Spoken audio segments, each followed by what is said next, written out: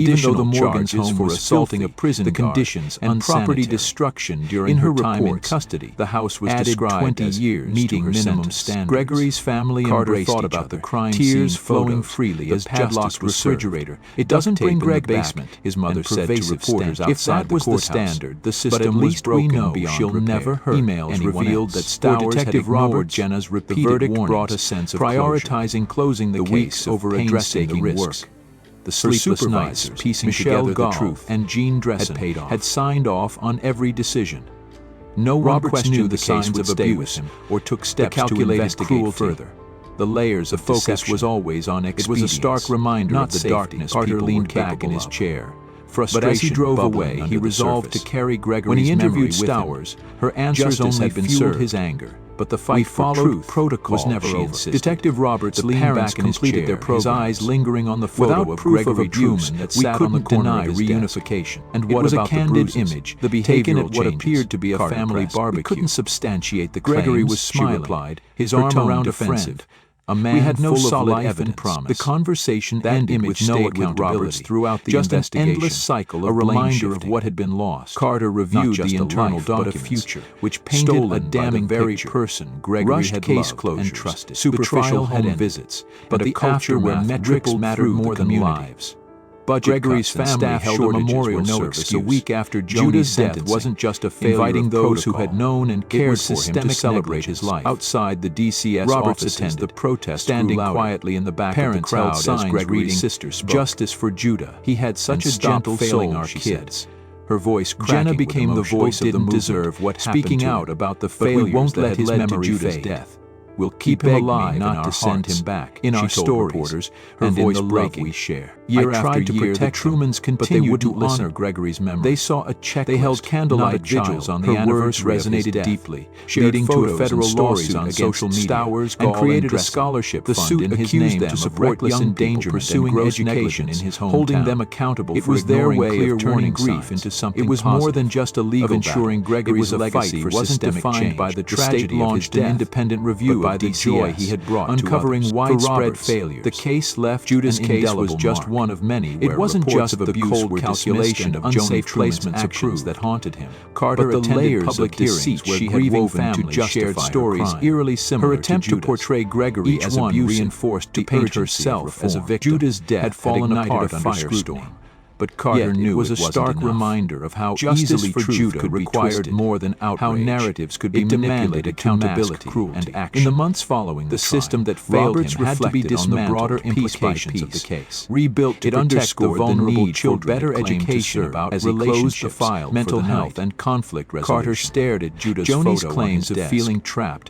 The boy's smile was a painful reminder of the life individuals in difficult situations. Carter vowed to ensure that Judah's story wouldn't be forgotten. It raised valid questions the system about let him society down, but Carter wouldn't stop until every person who failed leaders and advocacy groups seized on Gregory's case to drive awareness campaigns. Judah had been trained. Flyers appeared in local businesses as the judge handed information on free counseling services, 70 years legal aid for those seeking divorces, for Mary helplines for individuals experiencing domestic conflict. The very people meant to protect town halls were held, were finally where held survivors of toxic relationships shared their stories. Allen showed no emphasizing that his cold, unflinching demeanor, a chilling reminder of his cruelty. Roberts attended a few of these events. Mary wept, drawn by the conversation she was a victim of Allen's abuse. One evening, the court found a woman approached him after suffering. Her inaction, I just wanted to thank you, she said. For Detective Carter, the verdict hearing about Gregory's case made me realize I needed to leave my situation could undo the horrors he endured. I found a counselor, but the case wasn't just about the Morgans. You gave me the push I needed. It was about the system that had stayed with him. The Department of Child Services had ignored save others, perhaps some good could Jenna and Phil Hullett's pleas. Roberts had seen enough darkness in bureaucratic to know that even small victories matter. Safety. Public outrage intensified. Joanie's behavior in prison further cemented her reputation. Became the face of reports of altercations with guards, her voice destruction of property and news interviews, and confrontational Judah begged me not to send him back. A woman who had little remorse for her actions. I tried to protect him forward, but they wouldn't listen. How Joanie spoke openly about the murder. Her lawsuit often with a chilling lack of regret, systemic she said failures, she'd do it again. Rushed case closures, recounted. Superficial home visits when she said, and a culture of prioritizing another layer over lives, reinforcing internal investigations calculated the suspension of 3 DCS employees for Gregory's involved in Judah's. It was another wound. Another reminder of the person who had stolen their loved one. Stricter guidelines yet they remained steadfast in their mandatory evaluations for high-risk and ensure his story wasn't defined by Joanie's actions. Judah's story became a national rallying cry.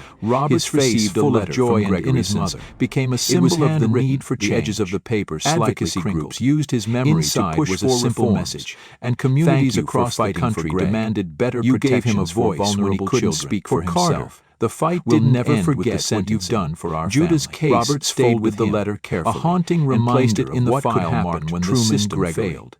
One He day, didn't need the he acknowledgement, received a letter from but it Jenna. reminded him why Inside he did was this a photo work. of Judah. Justice beaming wasn't at his just third about birthday. convictions. On the back, It was about she had giving written, families like the "Thank you Trumans for a fighting sense for of him. closure." He deserved A better. belief Carter that the placed truth the photo mattered. in As his desk time drawer. passed, A silent Gregory's promise case to never became a forget. touchstone in Judah's Robert's story, career. though tragic, He spoke had about it sparked during a training movement that would sessions save for new others. detectives. It wasn't using enough it as to an undo the example past, of the but it was importance a of step thorough toward a future investigations where no and the child would be dangers left of to taking suffer as confessions Judah at had. face value. Carter whispered People softly lie, to the he would photo. say. They'll But the remember evidence you, kid. doesn't. I'll make Always sure. follow the evidence. Years later, Roberts returned to the Trumans' hometown for another vigil. He stood among the crowd as candles flickered in the night, listening as Gregory's sister read a poem in his honor. It struck him how much love and light remained, even in the shadow of such a horrific act. As he left the vigil and walked into the quiet night, Roberts felt a deep sense of resolve. Gregory's life had been stolen, but his memory endured, a testament to the strength of those who loved him and the justice they fought to achieve. And as long as Roberts wore his badge, he would carry that memory with him, a reminder that every case mattered, every truth deserved to be uncovered, and every victim deserved a voice.